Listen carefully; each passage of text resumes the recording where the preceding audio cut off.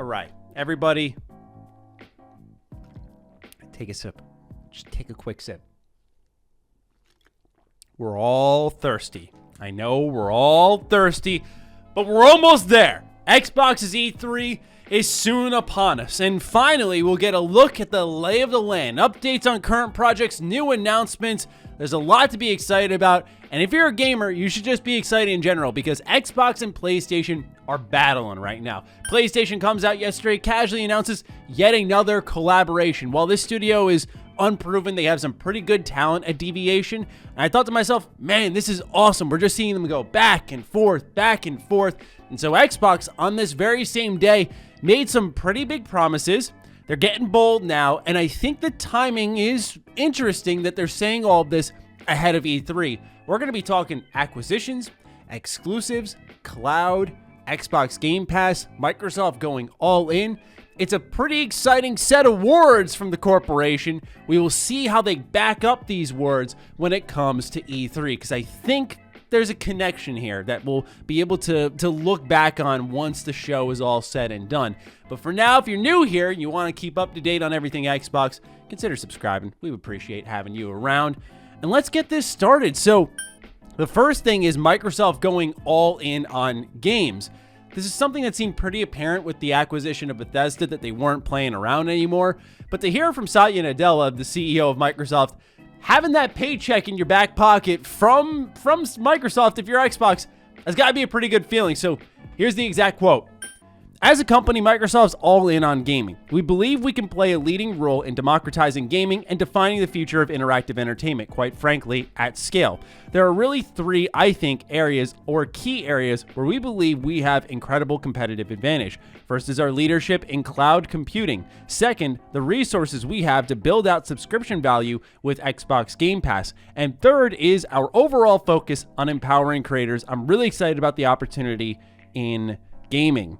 What this means is if Microsoft truly is all in on gaming, we should start to see some ambitious exclusives, them leaping to next gen rather than what I think PlayStation's doing, which is saying, well, we want to get everybody's money for Horizon and God of War. By the way, not a bad choice. I'm not saying it's the wrong thing to do, but if Microsoft truly wants to go all in, go all in. Go make that next gen experience. Go get that studio. That's the type of stuff I'm expecting. To me, that's what says all in. What's also interesting is the set of Xbox Game Pass stats shared specifically from Xbox that is pretty much a counter argument to anyone saying Game Pass is killing gaming, it's killing sales, it's killing player bases, it's just a hype thing, it's going to change how games are made, the latter of which I think is still fair, and the jury's still out on that one. But let's take a look at some of the stuff that Xbox has shared with us. Xbox Game Pass has become a true discovery engine, a platform for connection and community, and is driving game sales. New insights we're sharing today include, since we started our partnership with EA Play and Game Pass Ultimate, our players have been engaging with EA's subscription service in a significant way. Compared to the integration, EA Play has seen record usage on Microsoft platforms, driving hours played on these platforms up by 200%. As a result, EA's incredible portfolio of games has reached and gained millions of new fans on the Xbox platform. The new Square Enix game Outriders is in Game Pass and was also the #1 selling digital game on Xbox during its launch week and top 10 selling digital game on Xbox in the month of April. Game Pass helped introduce millions of players to the game. True. During launch week, MLB The Show 21 was the biggest sports game of the past year on Xbox and the second biggest sports game of all time on Xbox. Game Pass added millions of new fans and grew Major League Baseball's player base significantly. MLB The Show 21 was also the #1 selling paid game on Xbox for the month of April. Wow. Well, I feel this is setting up some type of day one Game Pass stuff for the future. If anything, these public statements serve less to embolden fans, which some people have just puffed their chest out and been like, let's go, screw PlayStation. Stop. Please spare us all. What's really important here is I think that Microsoft and Xbox publicly committing to these statements is more so saying, hey, you Play, check out what we did for EA Play. That type of approach there. Hey, anyone who's interested in Outriders, in MLB The Show and how it did with Game Pass, here are the stats. Potential developers, are you interested in having that same explosion? I can confidently say, while I'm not like a full-fledged game developer, as someone who is making their own game, Game Pass is very alluring. You want people to see the thing you're working on, and when Xbox is paying in all different ways where you can secure your budget, make what you want, and get the player base, it is truly the best of both worlds. It's all you could ask for as a creator. It's oftentimes not even about mega profits. It's like, can I make the thing and not sink myself? So Xbox is really showing that you can make the thing, not sink yourself, and then get a lot of new fans for your product. That's awesome to see. And once again, I think these are being put out there to set the stage for E3 and potential things that will happen.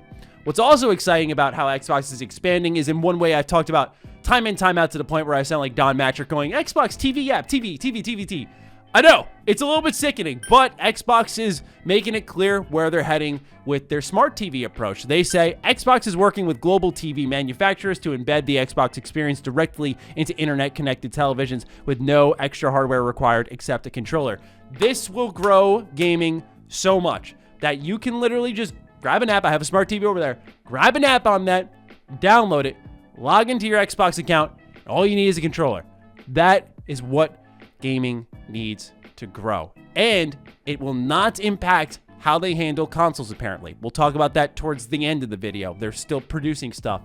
That's one thing that a lot of people aren't realizing. Two things can be true at once. They can push this cloud initiative and they can keep gaming as it is now, which is familiar with its consoles and the controllers and hooking it up to the TV. But these are ways to grow gaming in a way that I think is very appealing. Oftentimes here at the studio, I have a little bit of spare time between renders and edits. Being able to just say, hey, I got my controller, fire it up on the TV. Yes, please give me that every day of the week. Really good update there. In the next few weeks, cloud gaming on the browser will open up to all Game Pass Ultimate members. With Edge, Chrome, and Safari support, players will be a click away from gaming on almost any device. So for those who weren't aware, cloud streaming on mobile devices was like in a beta phase for iOS specifically, and you needed to be invited by Xbox. That's soon going to open up to everyone, which I cannot wait for the same reasons I just mentioned. That's going to be really cool to finally test out. As someone who owns like Apple everything, I've sort of been on the outs on trying out xCloud, so I may have a delayed, mind-blown experience. Please be patient with me. We're in the final stages of updating our Microsoft data centers around the world with our latest generation of hardware, the Xbox Series X. This means gamers will see faster load times, improved frame rates, and experience the Xbox Series X/S optimized games through streaming. Later this year, we will add cloud gaming directly into the Xbox app on PC and integrate it into our console experience to light up scenarios like try before you download. That latter part, yes, that is huge, right? We talk about demos coming back, but with Game Pass, just being able to try before you download, that blockbuster-like experience without throwing out $7, $8, I think it was, for a week. Or they had like a deal where you could do it for 2 weeks, and no, we didn't do that. We saved money. We binged through it in a week. Anyway, off topic here. Like, yes, I just can't help but be excited about that, man. Like, there are so many games I see on Game Pass that I'll compulsively download in hopes of maybe one day I'll play this, but to be able to say, I'm going to try this on xCloud, play for an hour, and then if I like this, fully download it. Yes, man. I know that's not crazy accessible because you need decent internet for all this, but it's just great to hear, like, this is where gaming is going in one manner. Next up, with more than 23 studios,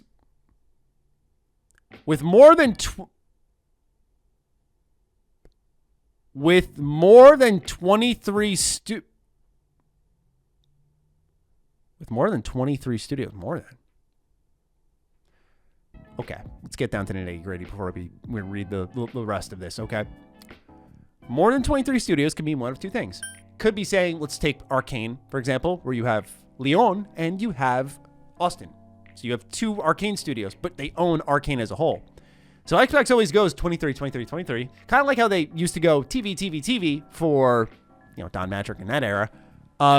Saying more than 23, the PR people had to have revised this and went, well, hey, more than that's not, is that right? And Phil's just sitting there going, you'll see. And I don't know. I don't want to speculate too hard, but once again, I feel all of this is just set up for Sunday. I don't know if they come out and announce things. I've seen rumors of Crytek. That's not happening.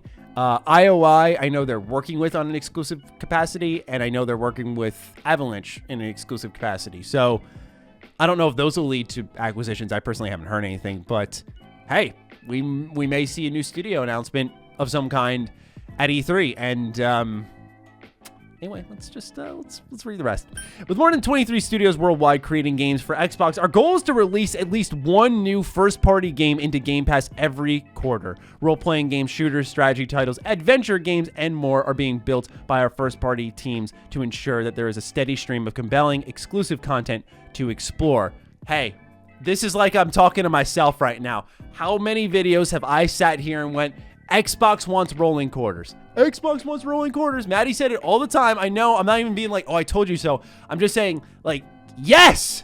Yes, this is what they fucking need. Like, they've needed it for so long. It's so relieving to hear because, once again, this puts pressure on PlayStation and seeing them react and this back and forth. This is good. I want to see Microsoft up the game with their exclusives.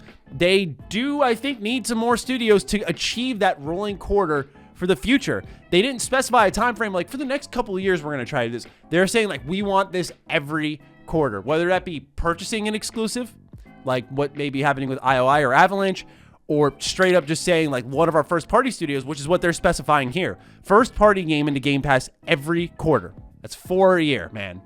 Yeah, they got to be working on some type of deal somewhere. And that's exclusives aside, because the fine print says first party. I don't know who's on the table. Warner Bros. That's one that we talked about potentially being on the table. That could be pretty alluring for Xbox, although it's not the whole division of Warner Bros. Gaming. It would be specific parts of Warner Bros. So man, they're setting expectations high. And that's what I'm very keen to see is this can either blow up in their face and people be like, what happened? Like, why would you say all this and then have E3?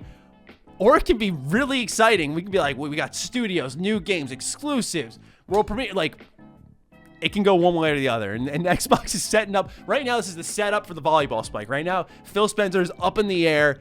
He's hanging above the net right now. He's either going to slap it right in your face, or he's going to hit it down and score a point, or however volleyball tracks its stats. So with all this talk of cloud streaming, Game Pass on every device, you might be worried about, hey, what about consoles? I like the traditional approach. I, too, as a game collector, enjoy just having the old hardware. My favorite system of all time is the Game Boy Advance SP. Okay, I hear you. I'm listening. So it turns out they're still moving forward, and even more forward in the future, which is great news because some people have thought this may be the last generation. I never bought into that. I know with AI upscaling, I think this generation can last longer. But here's a snippet from a Eurogame article that suggests that we're still getting new consoles.